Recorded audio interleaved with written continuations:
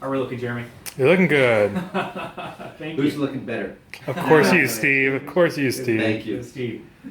All right. Steve, thank you so much for being here with me. So Steve Moteko, he is the co-author of Land on Your Feet, Not in Your Face, also the co-host of The Boss Show. That's a podcast you can get right online. And a Seattle radio show, 11 a.m. on Sundays on Como. Yes, there you go. Steve also is a Harvard graduate. He is an executive coach, a life coach, mentor, my coach as well. Thank you, Steve, for being here. My pleasure. Being here with me. I want to talk to you about your book. Talk with you about your book a little bit. Land on Your Feet, Not in Your Face. I love the title here. Tell me a little bit more about that. What's this book? Well, so it's the way I often describe it is it's a leadership primer. It covers in 12 chapters, which we call planks. The model is called the leadership platform, and there are 12 different planks to the platform. It covers the basics that you need to know to be a great leader. We use this as the textbook in our leadership workshop, which actually is not just for first level leaders, but for leaders at all levels of the leadership hierarchy. Because of the way our leadership workshop works, it takes the seeds of insight from the book and applies them to real work challenges at any level of the leadership hierarchy. And the book is separated into 3 sections. There's a leadership of self, which is where it starts, which is where it's always got to start. If you're not leading yourself effectively, you can't lead others effectively. Section 2 is leadership of others. And section 3 is leadership of teams and organizations. So it kind of starts from the smallest and builds out from there.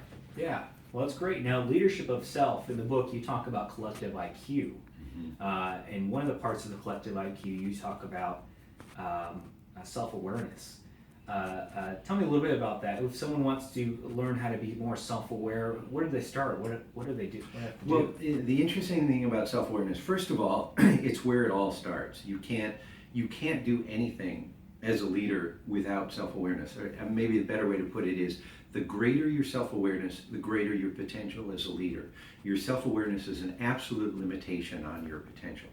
And the kind of ironic thing about self-awareness is that really what fuels it is not simply self-awareness, but other awareness of self. So you can't possibly be fully self-aware unless you know how you're perceived.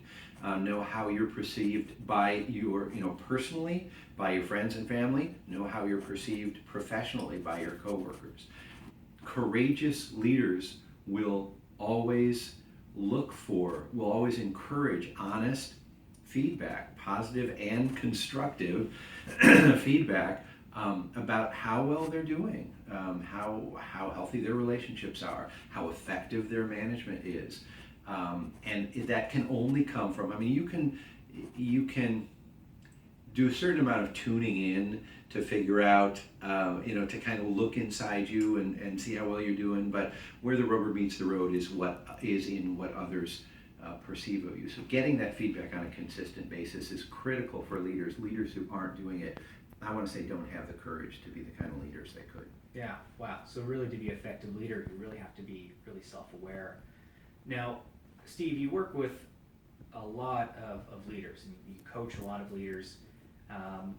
What are some things that you see while you're working with these leaders and coaching them that really helps them transition to great leaders?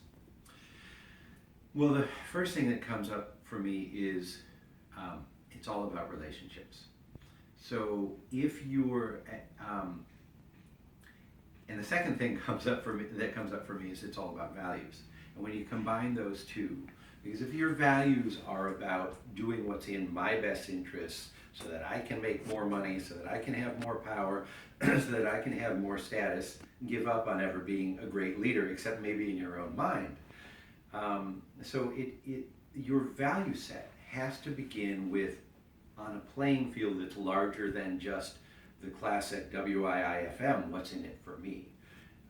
If your value set is about about doing what's in the best interest of the team, the organization, the society, the planet, so your sphere of concern is as large as it can be as a leader, that's what will lead you to the potential for great leadership.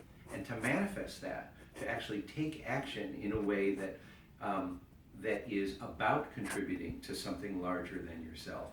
That's all about relationship.